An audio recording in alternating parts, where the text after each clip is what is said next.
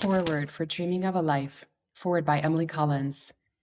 There are meetings in this life that feel less like a coincidence and more like a remembering.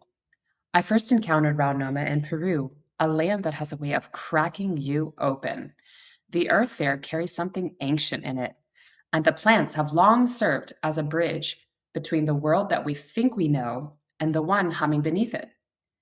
That our souls choose this place in this lifetime to choose one another again feels entirely right to me. Given the history I sense we share across time, I believe it could have only happened there. What I remember the most from that first meeting is her eyes. When I looked into them, there was a light radiating from somewhere deep, soft, and entirely her own. And there was something else, recognition, a comfort I hadn't earned yet, but somehow I already felt it. I could see that Rao Noma was in the middle of something, a transformation still unfolding in her. And I felt, in some quiet way, that I understood exactly what that was like. You are about to read this story of that transformation.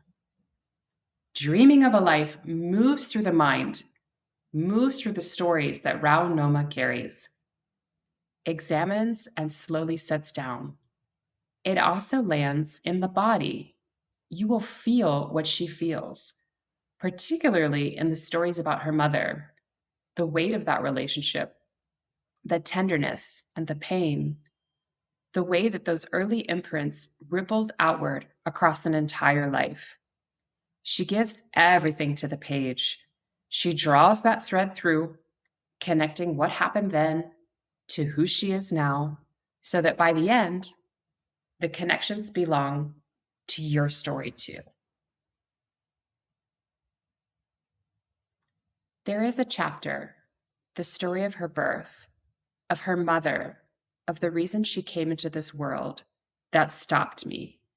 It stopped me in a way only truth can, quietly, completely, with consequences. It is this kind of moment a book earns, and she has earned it. I also want to say something about the title. Many ancient traditions, the Toltec among them, hold that the reality that we inhabit is itself a dream. Dreaming of a Life carries that understanding from the very first page.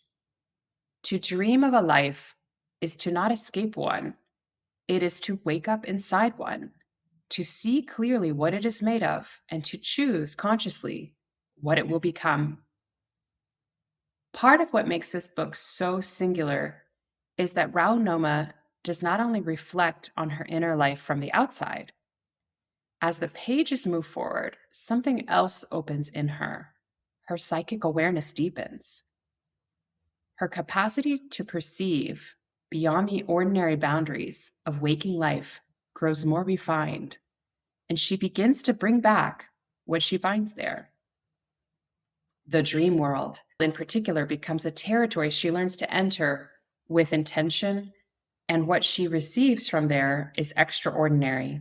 She offers us visions, guidance, and encounters with dimensions of reality that most people sense, but rarely clearly see. Reading her accounts of these experiences is in its own form of an initiation. She has a gift, and she shares it openly, without performance or mystification.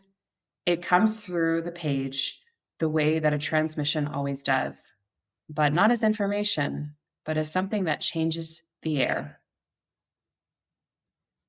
This is not a small thing to do.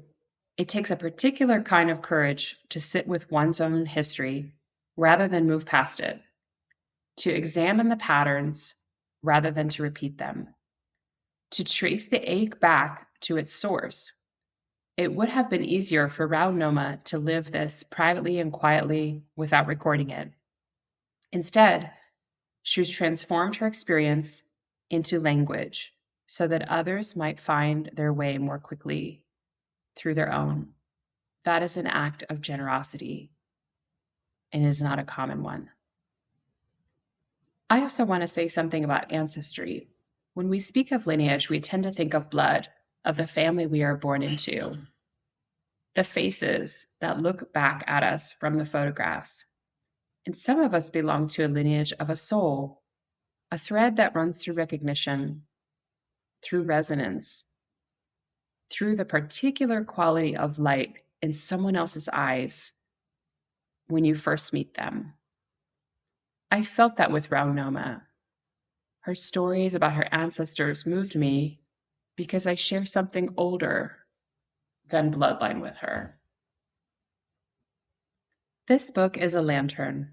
Rao Noma walks the path here, through the darkness, through the dissolution, through the long and patient work of integration. And she walks it, she lights it, she walks it so that you can see your own path more clearly. That is what a true transmission does. It opens something in you that was already waiting.